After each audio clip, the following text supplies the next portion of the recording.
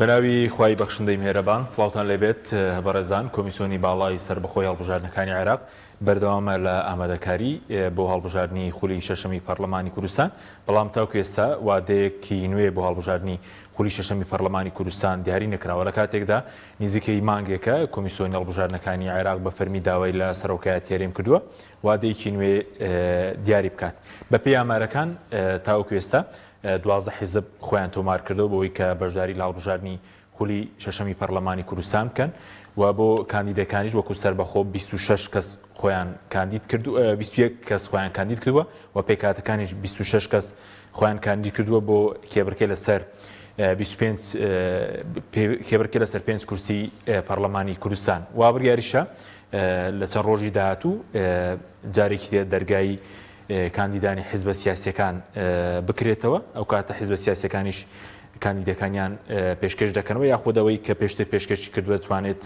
پێداچوونەوەی پێدا بکات. ئەم پرسە لەگەڵ هەرێک لە بەڕێزان سەباح قارەمانی ئەندامی پێشووی سەرکردایەتی کۆمەڵی دادگەری لە ستۆدیۆ هەروە لە هەولێرەوە سەرتیب جەوهەر نووسەر و ڕۆژنامەنووس قسەی لەسەر دەکەین بۆچی وادەیەکی نوێ دیاری ناکرێت کێشەکە چییە ئایا ناکۆکی هەیە و هەندێک زانیاریش باز لەوە دەکەن کە لە چەند ڕۆژی داهاتوو وادەیەک دیاری بکرێت لەسەرەوە شەر قسە دەکەین سوپاسی ئامادەبوونتان دەکەین کاک سەباح بەخێربێن سوپاسی ئامادەبوون دەکەین سەبارەت بە وادەیەک بۆ هەڵبژاردننی خولی شەشەم نزیکەی مانگێک کۆمیسیۆنی هەڵبژاردنەکان داوای کردووە کە وادەیەکی نوێ دیاری بکرێت هۆکاری چیە کە تاکو ئێستا وادەیەکی نوێ دیاری نەکراوە دووبارە ناکۆکی هەیە؟ بەناوی خوای گەورە میهرەبا سڵاو لە جەنابەت کاک حەکیم سڵاو لە بینەرانی بەڕێزی پێم سڵاو لەو میوانە بەڕێزم ئەو شتێکی ڕوون و ئاشکرایە کە دیارە چەند هۆکارێکی یان یەک هۆکار نییە بەتەنها هۆکاری سەرەکیەوە یەکێتی و پارتی وەکو دوو حیزبی دەسەڵاتداری ئەم هەرێمە بەداخەوە باوەڕیان بە دیموکراسی حەقیقی و بە ڕادەستکردنی دەسەڵات و دەداوری دەسەڵات نییە ئەوەی کە دەکرێت و دووگەزەرێ جارێ جۆرێک لە وەکۆڵێ ڕەنگپێدانێکی دیموکراسیەوە ئەگەرنا لە هەر کوێدا ئەوان هەستیان کردێکەوە خەتەرێک لەسەر کورسیەکانی خۆیان هەیە و بە تایبەتیش لەسەر حاڵەتی بنەماڵی بەڕاستیەوان پەنا بۆ هەموو شتێک بردووە ئەوەی یەکەم جار نییە کاڵبژاردننی کوردستان دوا بخرێ ئەوە بە زیاد لە 11 جارە کە لە سەرەتای یەکەم هەڵبژاردننی کوردستانەوە هەڵبژاردن دواخراوە هیچ هەڵبژاردنێک لە کاتی خۆی بە ڕێکوپێکی نەکراوە 1992 دواخستووە و هەر جار تەمەنی پەرلەمان درێژ کراوەتەوە لەبەرەوە ئەمانە هەوڵیان داوە دائیمەن هەمیشە کەی بە دەرفەتیان زانی بێ کە ئەو لە مەسلحەتی خوانە هەڵبژاردن بکرێ و کەی دەتوانن بە هەر جۆرێک لە غەش و مسۆگەری بکەن کە وەکو بڵێ شەرعێتێکی نادروستی ئەو سندوقانە بەخۆیان بدەنەوە انتخاباتیان کردووە. ئەوەی ئەم جاریش کە دەبینین بەڕاستی بەتاکید ناکۆکیی تون لە نێوانێکێتی و پارتیدا هەیە بەداخەوە کوتمان ئەو ناکۆکیە مێژوویە لە سەرەتای دروستبوونیانەوە کە هەیە لەسەر پۆست و پارەیە بەڵێ بەتاکید وە ئەو ناکۆکیە وای کردووە ئەمان لە هەموو کاتێکا پەنان بۆ هەموو شتێک بردووە هەتا پەنان بردووە بۆ دەوڵەتانی دوژمن پەنان بردووە بۆ ناحەزان بۆ سرینەوەی یەکتر پەنان بردووە بۆ جەنگی ناوخۆ پەنان بردووە بۆ هەتا ئەوەی کە وەکو وتم ئێستا لە وڵاتی ئێمەدا بەداخەوە دوو ئیدارە هەیە کە دوو حیزب ئیدارەی دەدا ڕاستە بەناو حکومەتێک ڕنگرێش کراوە بەڵام دوو ئیدارە کە دوو حیزب بڕیار دەدا بۆی هەڵبژاردنەکانیش کە دوا دەخرێ یەکێتی و پارتی کارێکیان کردووە ئەرزشیان نەهێشتووە بۆ دامەزراوەکان بۆ دام و دەستگاکان بۆ ئەوەی کە یعنی حەقیقەتەن پەرلەمان ئەدای خۆی جێبەجێکات دەوری خۆی ببینێ حکومت دەوری خۆی ببینێ هەتا سەرۆکەی هەرێم وەکو پۆستێکی باڵا نا ئەوەی بڕیارەدا حیزبە ئەوەی بڕیارەدا حیزبە بەداخەوە لەبەرەوە ئێستا کە وەکو بینیمان ئەوە هەر لەم هەڵبژاردن لەم خولەی پێنجەمی با بڵێن پەرلەمانە 4 جار سەرۆکی هەرێم مەرسومی دەرکردووە بەڵێ بۆ خولی شەشەم بڵێن بۆی کە ئەنجام هەڵبژار خولی شەشەم ئەنجام بدرێ مەبەستمەوە یعنی جا ئەبینی کە هەر جاری حیزبێکیان ڕێگری کردو هەڵبژاردن نەکراوە بۆ لەبەرەوە سەرۆکی هەرێم کە دەسڵاتی یەکەمە لەو بابەتا کە مەرسوم دەکات دەسڵاتی نییە ینی دەریەکە بەڵام دەبینی حیزبێک ئامادە نییە بەشدار بێ سومەکانی شکاون هەتا بۆ یەکێک لەو هۆکارانەی کە منەگەر پێویستکە دوای یەکێک لەو هۆکارانەی کە ئێستا بەڕێز سەرۆکی هەرێم مرسومەکە دەرناکە بەڕاستی ئەوە جارێکی تر عیدان نەبێت وەکو چۆن بڵێ جورئەت ناکا لەبەرەوەی دەبێ ئۆکەی لە هەردوو حیزبی دەسەڵاتدارەوە وەرگێ زمانی پێ بدەن بەڵێ ئەم جارێ ئەو کاتە ئەو بەروارەی تۆ دایەنێ ئێمە تێدا بەشدار دەبین چکە گەرنا هەر حیزبێکیان بەشدار نەبێ دیسان بە هەمان شێوە ئەو مەرسومە دەشکێ و سەرۆکی یاریمیش خۆی بە لەو ئاستەدا بە عیبدار دەبینێ بۆیە ینی ئەمە هۆکارەکەی بەڕاستی کە پێم وایە هەتام هەڵبژاردنەیش جیاوازە یەکێکی پارتی ترسێکی زۆریان لەم هەڵبژاردنەی ئەمجار هەیە باش دوای دینە تایبەتمەندیەکانی جیاوازی چییە؟ حقیقەتە پارتیوێکێتی لەبەر ئەوەیە کە هەڵبژاردنیان بەردەوام دواخستووە. بەڵێ سوپاس دەکەین کاک سەرتیب سوپاسیان بەدەبوونی جەنابش دەکەین ئەو زانیارانەی کە لای بەڕێز تێ هۆکارەکەی چێکە تاکو ئێستا وادەیەک دیاری نەکراوە چەندە لە 28 چوارەوە کۆمیسیۆنی هەڵبژاردنەکانی عێراق بە فەرمی داوای کردبوو کە ڕۆژێک دیاری بکرێت لایەن سەرۆکایەتی هێرێم وەڵام تا ئەمڕۆ کە دیاری نەکراوە هۆکارەکە چییە پەیوەستە بە چی؟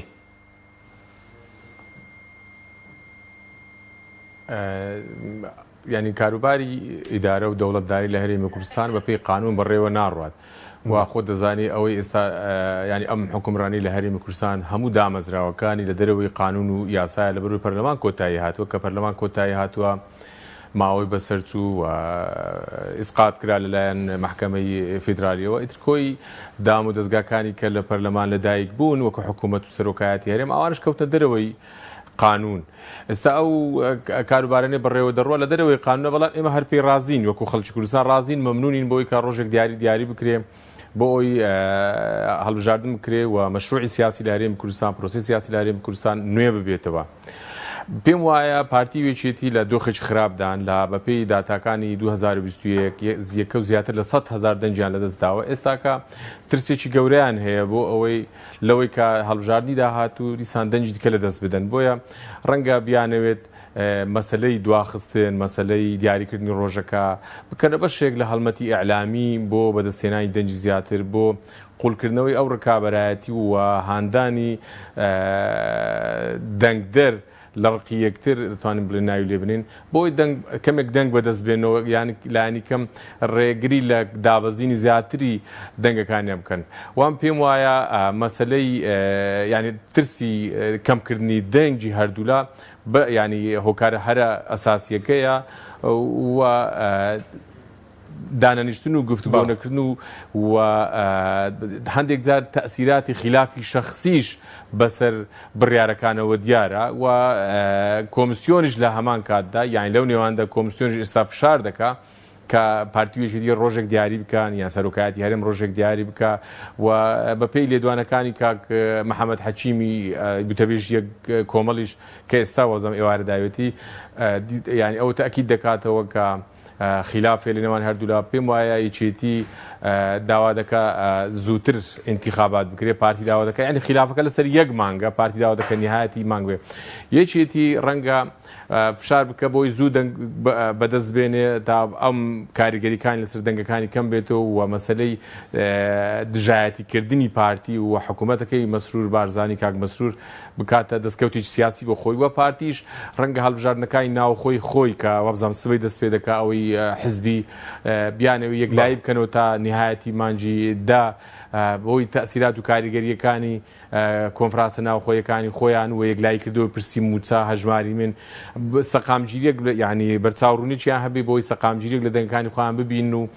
ئینجا بێنە ناو انتخابەتەکە فی کولی ئەحوال هەردوو حزب یان با بڵێن لە کوردستان زۆربەی حیزبەکان زۆر بڕایان بە دیموکراسی نییە کۆمەلگای ئێمە زۆر حاضر نییە بۆ دیموکراسی و بۆ دەستا و دەستکردنی دەسەڵات و بۆ لێبوردەیی و ئەم فەرهەنگی 30 ساڵی ڕابردووی حکومڕانی لە هەرێمی کوردستان بەڕاستی پێشکەوتنێکی ئەوتۆی لەباری کۆمەڵایەتی دروست نەکردووە و زۆر هەموو حکوومەتەکانی کە پێکێنراون هەموو هەڵبژاردنەکانی کە کراون بەڕێکەوتنی سیاسی بووە نەک لە ڕێی قانونەوە بۆ نمونە ئەگەر تەماشا بکەین بە پێی سیغەی قانونی لە ئەوەی کە لە قانونی پەرلەمانی هەیە بڵێن دەورێ چوارەم کۆتایی هات لە مانجی 11 لە مانجی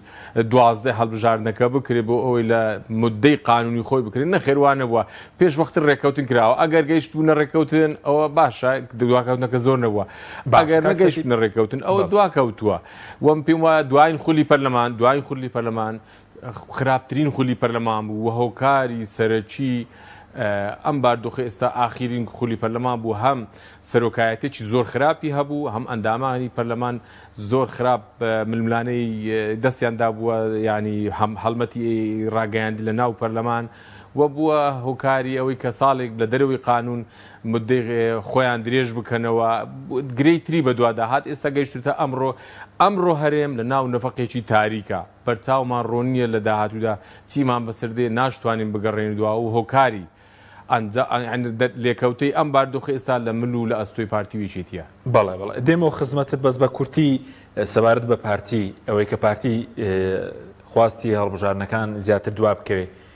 هەر پەیوەندی بە هەژماری من و موچەوەیە یاخود پەیوەندی بە چارەنووسی مەسرور بارزانیش وەکو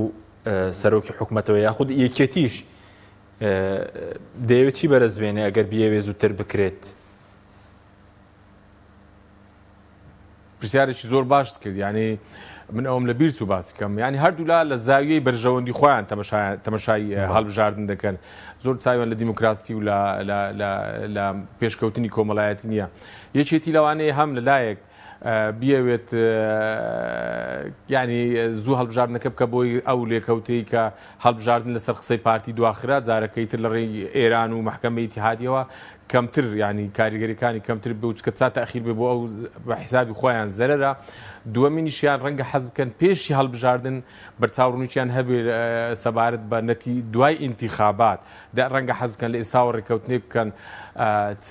ڕێکەوتن ینی گومانێکی ڕێکەوتن بکرێت لەسەر نەتیجەی ئینتیخابات و لەسەر نەتیجەی ئیتیفاقی سیاسی دوای هەڵبژاردن و پارتی دەیەوێت مستەقبەلی کاک مەسرور وازحتر بێ لە بەرچاوی و کە بێتەوە بە سەرۆک وەزیران و خەریتەکەی کەمێک لە بەرچاو بێ بە ئیزافەی ئەوەی کە هەم هەژماری من هەم مەسەرەی موچە هەم هێزە ئەو پارەی هێزەکانی ناوخۆ پێشمەرگا و نەتیجەی کۆنفرانسە ناوخۆیەکانی حزبیشیان ئەو تەبعاً کاریگەری هەیە هەموو ئەوانیان بۆ یەکلایت بێتەوە ئەنجام بدەن ناو ئینتیخابات بەرچاوڕوونێکی زیاتریان هەبێت بەڵێ دێمەوە خزمەت کاک سەرتیب کاک سەباح سەبارەت بە تایبەتمەندیم هەڵبژاردنەکە بەرەزوتت تایبەتمەندی هەیە بەس پێشبینیش دەکرێت لە چەند ڕۆژ داهاتوو وادەیەک دابنرێ هەندێک بەرپرسی کۆمیسیۆن بازەوەکان قسەیان لەگەڵ سەرۆکایەتی هەرێم کردبێ وتبیان لەم هەفتەیە لە کۆتایی ئەم هەفتەیە وادەیەک دابنرێت بە دڵنیایەوە دەبێ وادە دابنرێ لەبەرەوەی کە پەرلەمانی عێراق تەمەنی کۆمیسیۆنی عێراقی درێژ کردووەتەوە بۆی کە هەڵبژاردنەکانی کوردستان بڕێوە بەرێ و هەمومان دەزانین ئەگەر ئەمجار هەڵبژاردن دوا بکەوێ خەتەرێکی گەورەتر لەسەر هەرێم دروست دەبێت لەبەر ئەوەی کە ئێمە پەرلەمانمان نەماوە و دەستگای ڕسمیمان نەماوە حکوومەتیش کار بەڕێکەرە و ئەگەر هۆکارەکانیش هەرێم بن بۆ خۆمان کە ئینتیخابات دواخێن ئەو کاتە شەریعەتی حکوومەتیش دەکەوێتە سەرپەرچار ئێستا خەریکە لە وەکو دەڵێن لە سکاڵات تۆمار دەکرێت لە دادگای فیدرالی لەسەر حکوومەتی کاربەڕێکەریش کە تەمەنی زیاد لە حد بەسەر چووە و هەمووشمان دەزانی عێراقیش حەز دەکا بەهانەی بەدەست دەستکەوێ هەرێم بچووکتر بکاتەوە جا ئەگەر ئێمە خۆشمان بەهانەکە بەدەستەوە بین ئەوە استیغلالی ئەوە دەکا یاریکی دروستی تێدا دەکە ئەوە بۆ خۆی جیاوازیەکەشی چییە بەڕاستی کە یەکێتی پارتی بە تایبەتیش لەم هەڵبژاردنە دەترسن جیاواز لە هەڵبژاردنەکانی تر بۆ یەکەم هەمومان دەزانین جۆرێک لە لاوازی لە حکوومەتی هەرێم و لە حیزبەکانی کوردستان و هەردوو حیزبی دەسەڵاتدار لە بەرامبەر حکوومەتی ناوەندا دروست بووە ئێستا ئەم هەڵبژاردنە کۆمیسیۆنی عێراق بەڕێوە دەبانە کۆمیسیۆنی کوردستان کە هەیمەنەی دوو حیزبی دەسەڵاتی بەسەرەوە بوو و چاوی لە زۆر گزی و فزی و پێشەلکاری هەردوو حیزب دەپۆشی ئێستا کۆمیسیۆنی عێراقمان دەترسن لەوەی دەرەنجامەکەی بەرەوکوێ دەڕوا و دادگای فیدرالی هەیە کە جاران ئەگەر نەتیجان قبول نەکرایەوە کوتمان هەندێک لە کارکتەری سیاسی دەوێت ئەگەر ئێمە کورسێکیش بینی حکومڕانی دەکەن جار ئەگەر سندوقەکانی دەنگدان بە ئاراستێکی تر بێ و کەس ناتوانێت حکومەت لە درێچکە دادگای فیدرالی دانی پێدانانی و هەڵی دەوەشێنێتەوە حکومەتی ناوەند مامەڵی لەگەڵا ناکا و ئێستا بەڕاستی وەکوتم حکوومەتی عێراق بۆ خۆی چاودێری ئەوە دەکات کێ دوجار لە هەرێمەوە نوێنەراتی گەل دەکا سنووقەکانی دەنگدان پشتیوانی دەکەن و لەگەڵ ئەوەی شاوڵاتانی نێودەوڵەتی چاودێرێکی وردی ئینتیخاباتەکانی عێراقەکەن بێ کۆمەڵێک گۆڕانکاری دروست بووە هەر ئەمەشەوە ئەکا بەڕاستی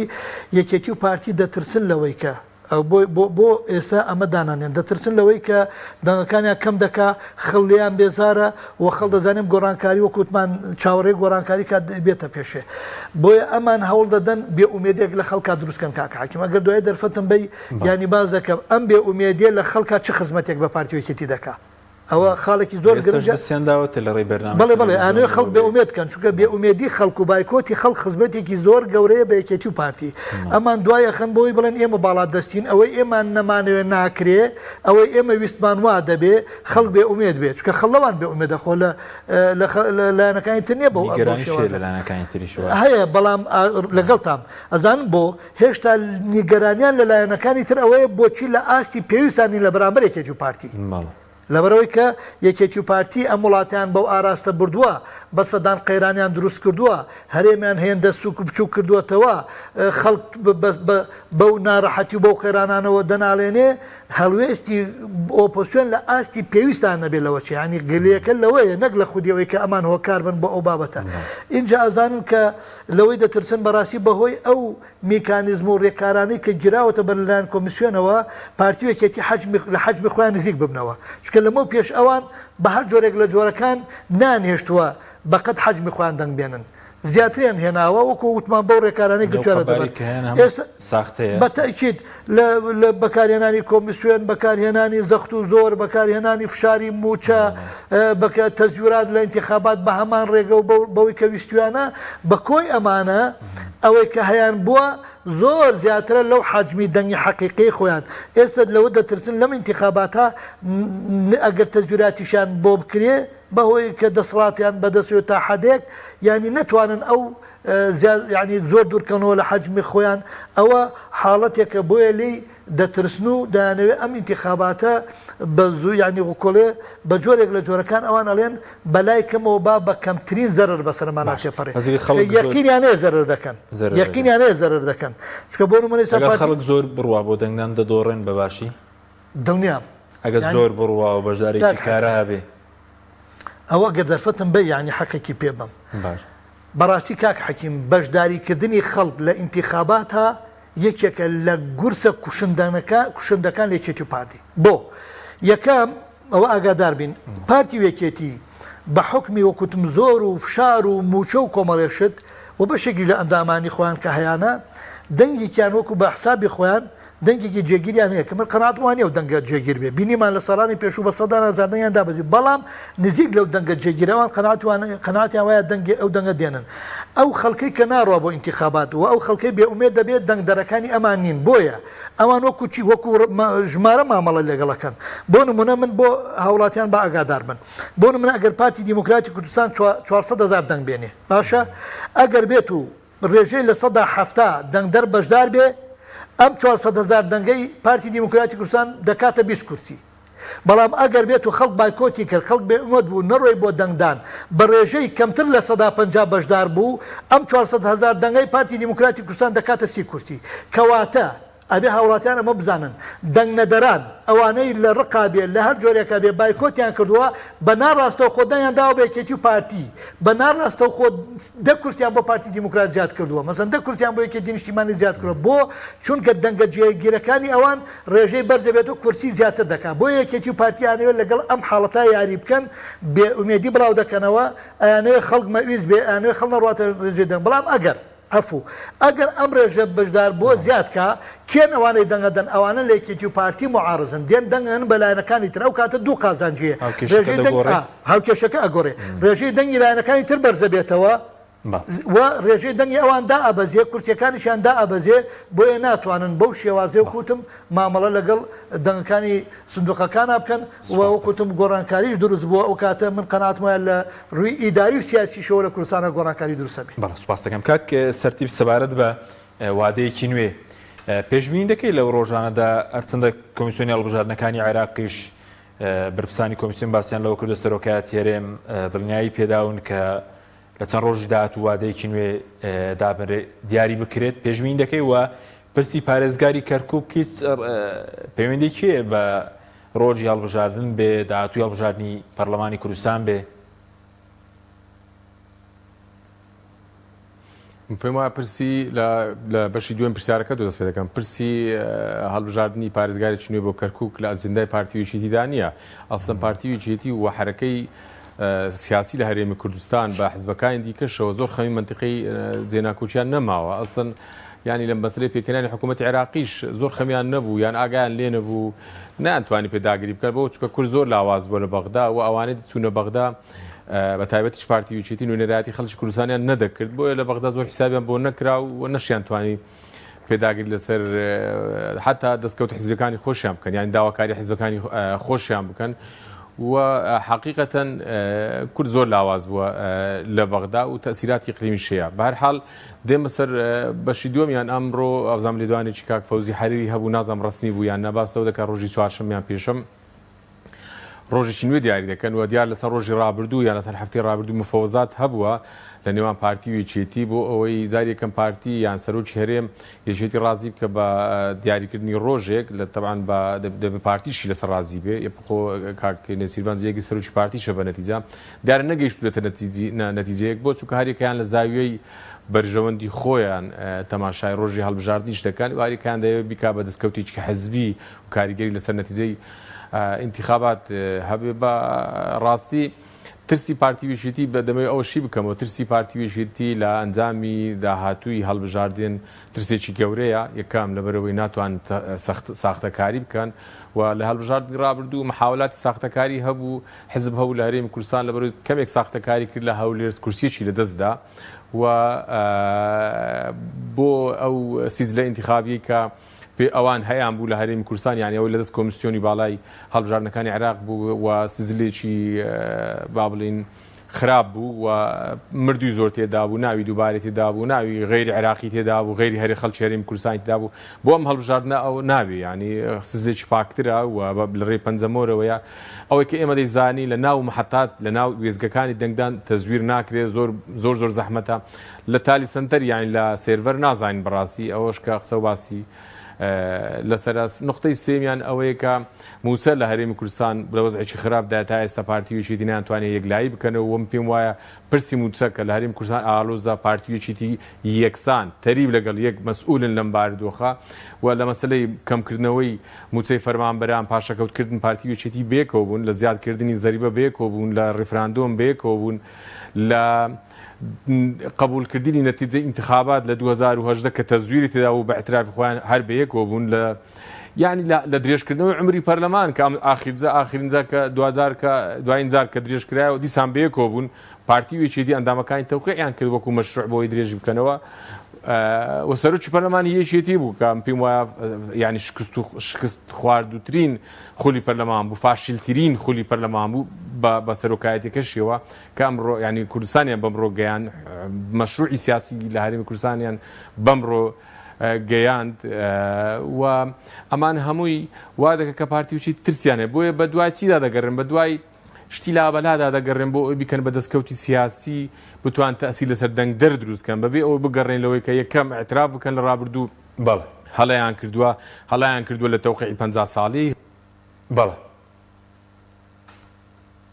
بەڵێ کاک سەرتیب دەرە کاک سەرتیب دێمەوە خزمەتت گرفتێکی تێدایە دێمەوە خزمەت کاک سەرتیب کاک سەواح بێمەوە خزمەت جەنابەت سەبارەت بە هەڵبژاردننی داهاتوو کە بەڕێزوت دەگەر خەڵک زۆر تەنگدا گۆڕانکاری دروست دەبێت پەرلەمان چەند گرینگە بۆ خەڵک ڕەنگە لە داهاتوودا دەسەڵات بمبەست هەوڵی دابێ پەرلەمان سوک بکرێن ڕێگەی نەداوە ڕۆڵی خۆی ببینێ پەرلەمان هەبێ بۆ نمونە ڕووی داهاتەکان بێ لێکۆڵنەوە لە نەوت بێت لە کێشەکانی خەڵک بێت پەسکردنی یاسای بودجە بێت دەتوانێت چ ڕۆڵێک ببینی پەرلەمان گرنگترین با بڵێن دامەزراوەیە لە هەرێم و لە هەموو وڵاتێک چکە دوجار حکومەت لە وەکو بڵێ مناڵدانی پەرلەمانەوە لەدایک دەبێت و دەبێت متمانە لە ئەم پەرلەمانە وەرگێ و دوجار ئەوە سندوقەکانی دەنگدانە بڕیار دەدەن کێ زۆرینەی هێناوە و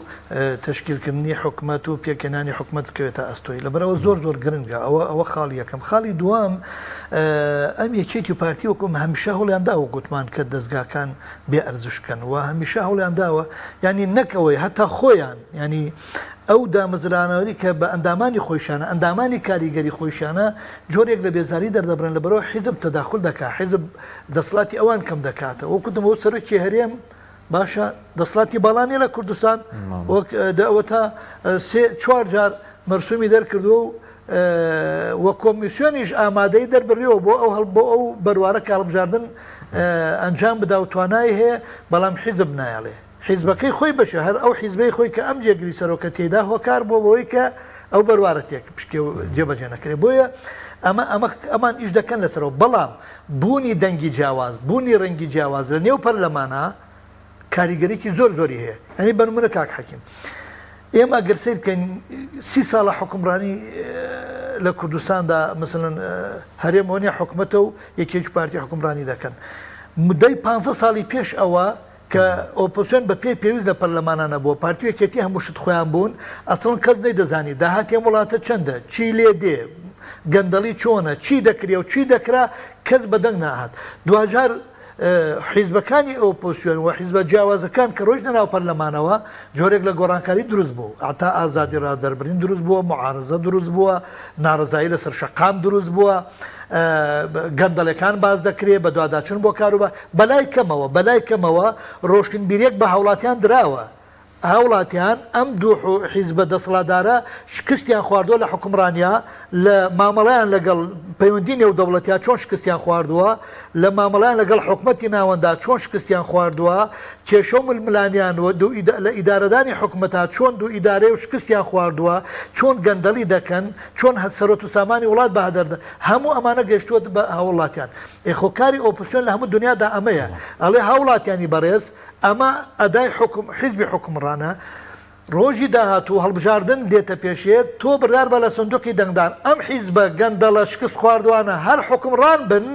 یانە خێر خەڵکێکی تر ئەزمونەکەیتەوە خەڵکێکی تر تاقیەکەیتەوە لە عقل 4 ساڵ دەرفەت بە خەڵکێکی تر بدا بزانە ئەو چیت بۆکە ئەگەر بەدڵت بوو پشتیوانی بکە ئەگەر بەدڵت نەبوو خزمەتی نەکردی ئەدای باش نەبوو ئەویش دابێکێکی تر بێنە ئەمە کاریگەریجە ئەم کاتێ پەرلەمانەوە کوتم لەبەرەوەی کە هەرێم بە جۆرێک لە جۆرەکان کەوتۆت ئەنی وەکو بڵێ لەگەڵ ناوەندا جۆرێک لە گۆڕانکاری دروست بۆ پرسیینەوە تەم بۆ گرنگە بەڵێ هەموو بە پرسی نەوت وەکوتم بۆ مامەڵەکان کە دەکرێت بۆ هەموو ئەو داهاتانە کە بەداخەوە یانێگە لە دەستێکی ئەمین بێ وڵی گوزەرانی ئەم وڵاتە بە نەوعێکە بێتە سەوڕ ناکەی کاک حەکیم هەر ئەوەندە کەوتم بۆیە ئێستا کە دادگای فیدرالی هەیە و کاریگەری هەیە لەسەری من قەنەعەتم وایە پەرلەمان قوتێکی تر وەرەگرێ و دەتوانێت شتی زۆر باش بکە بەتابەت لە ئینتیخاباتی داهاتوە ئەگەر بێت و دەنگ یا ئەگەر ئۆپۆسیۆن دەنگی زۆرە نەبێنێەوە نیعمەتەوە شتێکی باشە و گۆڕانکاری لە واقعی ئیدارەی کوردستانیش دروستە بێ خۆ ئەگەر نا هێندە هێزی هەبێ هێزەکانی دەسڵات نەتوانن بڕیار بەبێ ئۆپۆسیۆن دەرکەن وەکو جاری پێشوو کەوانە بوو گەورەترین شکستی پەرلەمانەوە بوو حیزبێک بە تەنها بڕیاری دەرەکرد زۆرینەی بەدەستێنا بوو بەخۆی و بە کەمایەتەکان بەڵام ئەگەر خەڵک پشتیوانی ئۆپۆسیۆن بکە ئەو دەسڵاتی حیزبی دەسڵات ناتوانێت کە هەموو بڕارێک لە هەرێم دەرکا بە بێگەڕانەوە بۆ ئۆپۆسیۆن. سپاس دەکەم دێمە خزمەت کاک سەرتیب ببوورە لەو کاتە لەگەڵ بەڕێز نەمای تاو کاتە پەیامەکەت باشی گەشت کە باسی ڕێکەوتنی 50 ساڵت کرد و ئەو کارانەی کە پارتی یەکێتی بەیەکەوە ئەنجامیان داوە. ئێستا وەکو پێشبینی بەڕێزت کە ئینتیخاباتەکە دەکرێتەوە ئایا نەخشەی سیاسی گۆڕانکارێکی ئەو توی بەسەردادێ یاخود بڵێن هەندێک میدیای دەسەڵاتێ ئێستا هەموو وێرشیان لەسەر پەرلەمانە و پەرلەمان لە ڕابردنەوەی توانەوەی بکە و هەنیکەوە کارەکەی بڵێن دەسەڵات بووە کەمتر ڕەخنە لە حکوومەت دەگیرێت دەبێت خەڵک چۆن مامەڵە لەگەڵم پرسەش بکات. پێم وایە دەبێت انتخابات بکرێن نەکرێ نەتیجەی ینی خراپترمان لە پێشە ینی ڕێکارەکانی کە لە بەغداوە هەوڵ دەدرێت بەسەر هەرێمدا بسەپێندرێت زیاتر و خراپتر دەبن و پێم وایە و قوارێ ئێستا هەیە قوارەی خەڵکی کوردستانە بەڵام پارتی وچیتی کارێکیان کردووە کە هێدی ئەم قوارەی لاواز بێ و سەلاحیاتی کەم ببێتەوە و زیاتر ئابلوقە بدرێت لەلایەن بەغداوە تەڵعان بە هاوکاری وڵاتانی دەردراوسێ هەرچەندە پارتی وچیتی بمانەویان نەمانەوە بوونەتە بەشێک لە ئەجەندای یقلیمی هەر یەکەیان دەستی گرت و بە وڵاتێکی یقلیم بۆی لاواز نەبێ بۆ ئەوەی چەکی بەردەوام لەدەست بێ و سەرچاوەکانی دارایی کۆنتترۆل بکە و فشار لەسەر خەڵک دروست بکەن بە تەرهیبن و تەرغیبن ینی بەڕاستی من پێم وایە انتخابات دەکرێت بەڵام ینی هەردووچیان دایانەوێت کەمێک تاخیری بکەن و مەسەلەی تاخیرکردن و زووکردنەکەشی بکەنە دەستکەوتی سیاسی بۆ خۆیان و دەمێت ئەو بەشەی قسەکانی خۆشم تەواو بکەم کە پارتی وێچێتی لە باتی ئەوەی بێن ئاعتراف بکەن کە لە ڕابردوو هەڵەیان کردووە لە ڕابردوو غەڵەتی گەورەیان کردووە و بوونە سەبەبی ئەم نەهامەتیانی کە بەسەر هەرێمی کوردستان داهات هەم لە برسێتیەوە هەم لە لاوازکردنی قەواری هەرێمی کوردستان هەم لە دەستدانی ناوچە ناکۆکان یا دابڕێنراوەکانی هەرێمی کوردستان ئێستا دەست دەگرن بۆی کەوە چەکیان لەدەست بێ سەرچاوەکانی دارایی و داهاتیان لەدەست بێ و جومگەکانی حکومڕانی بەرنەدەن و چۆڵ نەکەن و ڕێگە بگرن لەوەی انتخابات بکرێت لە هەرێمی کوردستان و مەشروعی سیاسی لە هەرێمی کوردستان نوێنە بێتەوە پەنا نابن بۆ ئەوەی کە یەکسانی دابینکەن عەدالەت دابینکەن خزمەت گوزاری دابکەن یعنی ململانێ سیاسیەکەیان لەسەر بنەمای ئەوە بێ کە چێ زیاتر دیفاع لە خزمەت دابینکردنی خزمەت گوزاری بکە چێ زیاتر دیفاع لە بە موسساتیکردنی دام و دەستگاکانی دەوڵەت بکە و ئەم سیاسەتی دەستگرتن بە چەک و سەرچاوەکانی دارایی یعنی زیاتر لە 30 ساڵە بەرداوام ئێمە هەر ئومێدمان وا بوو هێدی گۆڕانکاری دروست ببێ و بێتە سەبەوەی کە دەوڵەتی هاوڵاتی دروست بێ ئێستا لە هەرێمی کوردستان کۆمەلگای کوردستان دابش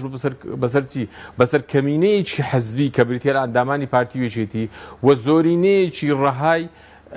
ناحزبی یعنی کە پارتی وێچێتی نیە ئەو کەمینەیە خۆشگوزەرانن و یانعەمونە و ینی سوودمەندن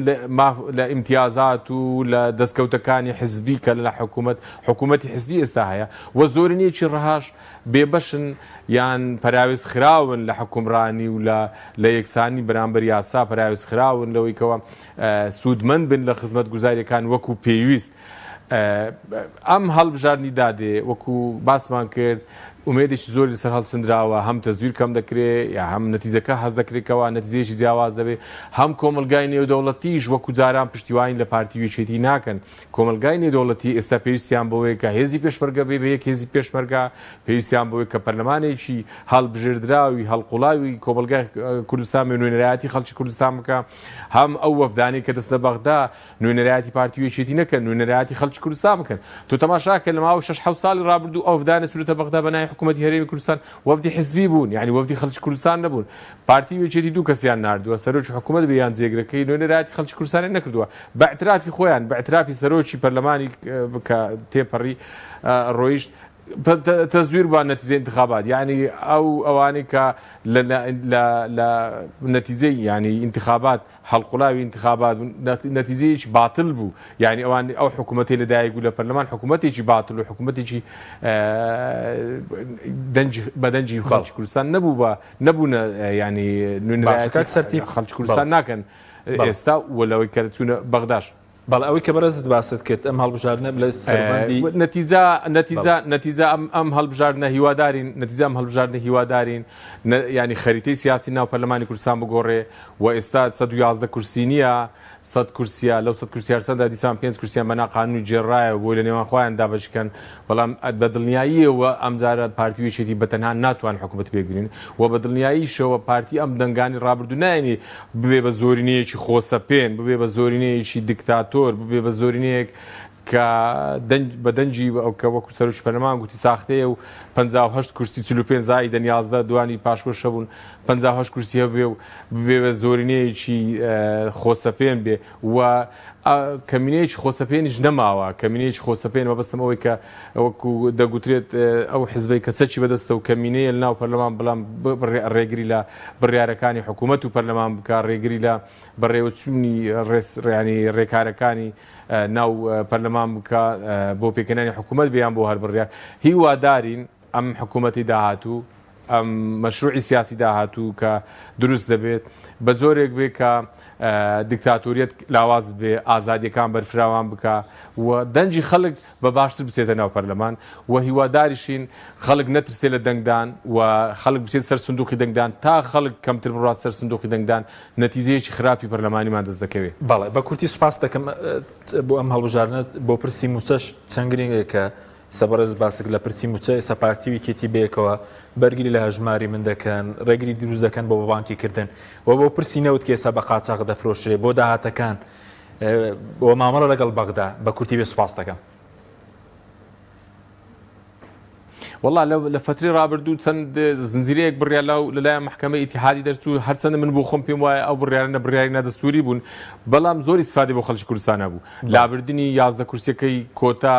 بەڕاستی بەلایەکی گەورم بۆ خەڵکی کوردستان و ببوونە دەستکەوتێکی باشی حزبی بۆ پارتی بە تایبەت یعنی هەمویان پارتی بوون یان لە خزمەت ئەجندای پارتی بوون و بڕیاری بە چارباز نەکردنەکەش هەر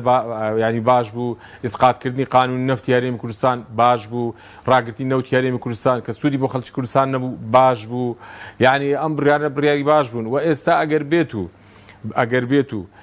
سەرچاوەکانی دارایی یان داهات لە دەستی حکوومەتی هەرێم نەمێنێت و بە شێوەیەک بە خەڵکی کوردستان سوودمەند ببێ لێ ینی پارتیوێکیتی دەست پارتیوچی دەربهێنرێ بەستمەوە و هێزی پێشمەرگە ناچار بکرم ببێ هێزێکی نیشتیمانی وڵات سوپاسیان دەکەین و نەتیجەی انتخابات زۆر مهمە انتخاباتێکی بێگەت بەڕێوە بڕوە بێگومان لە خزمەتی خەڵکی کوردستانە هەموو ئەوانە لە خزمەتی خەڵکی کوردستان بە نەتیجە ینی پارتیوێکیتی سوودمەند نابن لەوەی کا بڵێن وەڵام موچەما لە بەغدا بین کرد چونکە کوردستانی وێران کرد اینجا بەغدا موچەیدا بە ئێمە سوپاس دەکەین کاکسەبا دوخولەکیش بۆ جەنابەت وەکو سارکردنەوەی خەڵک بێت هەندێک بڵێن دەسەڵاتکاری بۆ بکە و ئەرکی لایەنە ناڕازیەکانی چێ لەم قۆناغە بۆی کە زۆرترین خەڵک بەشداری بکە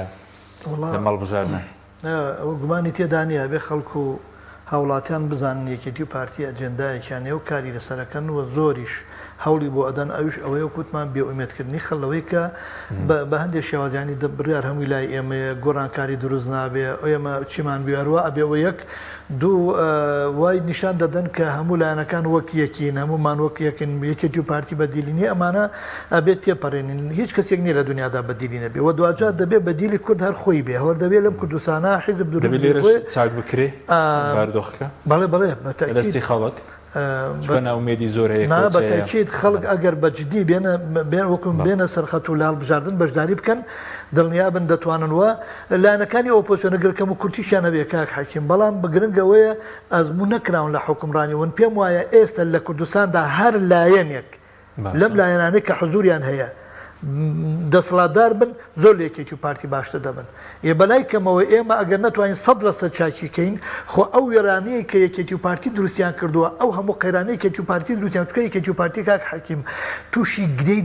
دەرونی بوون لە بەرامبەر یەکتر لە بەرامبەر حکوومەتی ناوەندە لەبەرەوە ناتوان چارەسەریکەن ینی دڵنیا بە ئەوەتە ئەیبینی بە 100 ساڵی تر ئەو بڕیارانە دەرچوون هەمووی لە قازانجی هەرێمە بەڵام ئەوە ناتوان مامەڵەی لەگەڵا بکەن بۆیە دەبێ هاوڵاتیان بەشدار بن لە دەنگدان و ئەم لایەنانەی ئۆپۆزیسیۆن بتوانن ببنە کاریگەریان دروست ببێ مامەڵەی دروست لەگەڵ ناوەندا بکەن و ئەتوانن بژێوێکی زۆر باش بۆ هەرێم بڵێم بگێرنەوە و ئەتان داهاتی هەرێم زۆر باش سوودی لێوەرگیرێ من خەناتم وایە کە گۆڕانکاری زۆر باش دەکرێت بەڵام گرنگەوەی و کووتمان ئەو ئەجەندای پارتی جێبەجێ نەکرێ پارتیوێکێتی جێبەجێ نەکرێ خەڵک بە دڵگەرمی بڕاتە سەر سندوقەکانی سپاس دەکەین کاک سەباح قارمانی لە ستۆدیو هەروە لە هەولێرەوە کاک سەرتیب جەوهەر سوپاسان دەکەین سوپاس بۆ بینەرانی بەڕێز سوپاس بۆ هاوکارانم خواتان